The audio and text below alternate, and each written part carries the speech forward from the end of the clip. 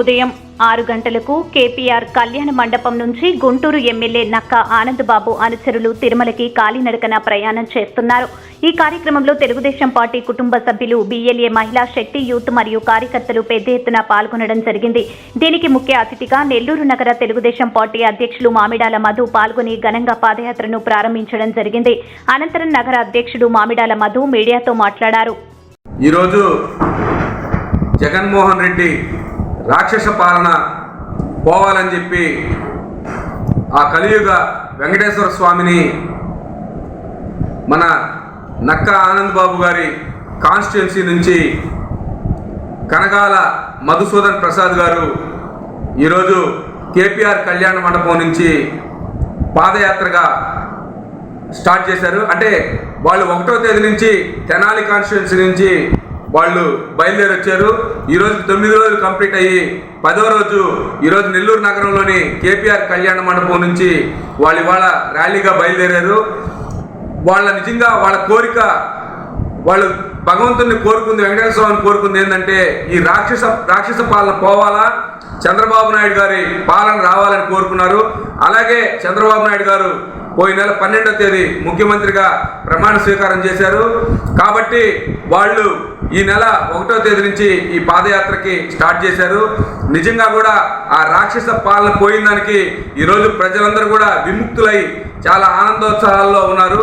ఎందుకంటే ఈరోజు ఇసుక ఉచిత విధానం కానీ, ఈరోజు 1వ తారీఖే ప్రభుత్వ ఉద్యోగులకి పెన్షన్లు కానీ, అలాగే మొన్న 1వ తారీఖే ప్రతి ఒక్కరికి వృద్ధులకు పెన్షన్లు, అలాగే వికలాంగులకు పెన్షన్లు, అలాగే డయాలసిస్ పేషెంట్కి పెన్షన్లు, అలాగే పాక్షికంగా పూర్తిగా అంగవైకల్యం చెందిన వారికి పెన్షన్లు, అనేక రకాల పెన్షన్లు అన్నీ కూడా 1వ తేదీ రోజే వాలంటరీ వ్యవస్థ లేకుండా ఓన్లీ సచివాలయ సెక్రటరీల ద్వారానే, అలాగే అంగన్వాడీ టీచర్ల ద్వారా ప్రతి ఒక్కరికి కూడా చేర్చడం జరిగింది. దాంట్లో ఖచ్చితంగా సక్సెస్ అయ్యారు బాబు గారు. తర్వాత వెంటనే ప్రజలకి ఈరోజు చంద్రన్న బీమా, గతంలో వైఎస్ఆర్ బీమా ఉండేది. ఆ వైఎస్ఆర్ బీమా జగన్మోహన్ రెడ్డి 2019 నుంచి 2024 దాకా ముఖ్యమంత్రిగా ఉంటే 2023లో పెట్టాడు వైఎస్ఆర్ బీమా అని. అది కూడా హెడ్ ఆఫ్ ది ఫ్యామిలీ అని రేషన్ కార్డులో ఉండాలా. అంటే ఇంటికి పెద్ద దిక్కు, అది లేడీ అయినా కావచ్చు, మగ మనిషి అయినా కావచ్చు. కర్మ అన్ని నిజంగా జగన్మోహన్ రెడ్డికి అంత కర్మ, ప్రజలకు ఏం చేయకూడదని చెప్పి నిజంగా చనిపోయిన వాళ్ళు ఎక్కువ భాగం ఆడవాళ్ళ పేరు హెడ్ ఆఫ్ ది ఫ్యామిలీ ఉంటే మగ మనిషి చనిపోయాడు, భర్త హెడ్ ఆఫ్ ది ఫ్యామిలీగా ఉంటే ఆడ మనిషి చనిపోయింది. నిజంగా కూడా ఇవన్నీ కూడా రాక్షస పాలనకి చమరగీతం పాడారు.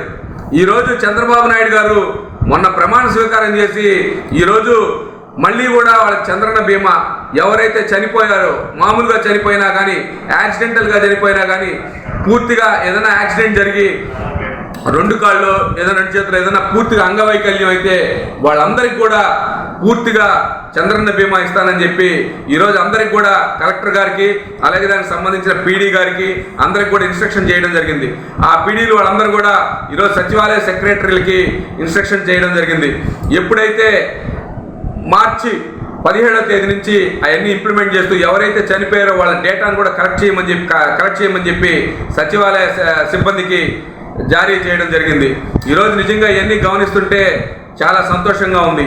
ఎందుకంటే ప్రభుత్వం స్టార్ట్ అయినప్పుడే వెంటనే మెగా డిఎస్సి 16,000 ఉద్యోగాలు రిలీజ్ చేశారు.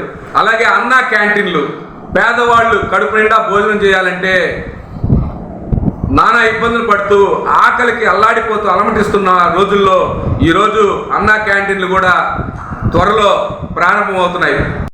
కూడా 15 రూపాయలు, మిగతా అమౌంట్ ఖచ్చితంగా కూడా ప్రభుత్వం చెల్లిస్తుంది ఆ యొక్క ఇస్కాన్ వాళ్ళకి. కాబట్టి ఇవన్నీ కూడా ప్రజలకి చెందుతున్నాయి. కాబట్టి వాళ్ళందరూ కూడా ప్రజలు కూడా ఈరోజు సుఖ సంతోషాలతో ఉన్నారు.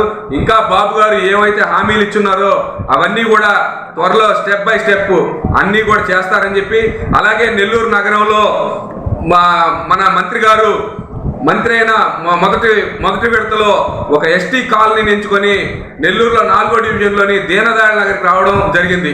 అక్కడ ప్రజల సమస్యలు తెలుసుకొని వాళ్ళకి ఆధార్ కార్డులు లేవంటే వెంటనే ఈరోజు ఆధార్ కేంద్రాలు అక్కడ పెట్టడం జరిగింది.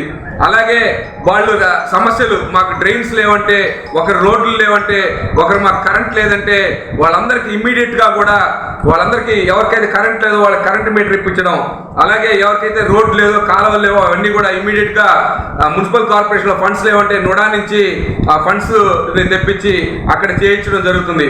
అక్కడ శానిటేషన్ని పూర్తిగా ఇంప్లిమెంట్ చేసి అక్కడ పూర్తిగా కాలువల పూడికి తీతలు అన్ని కూడా తీయడం జరిగింది.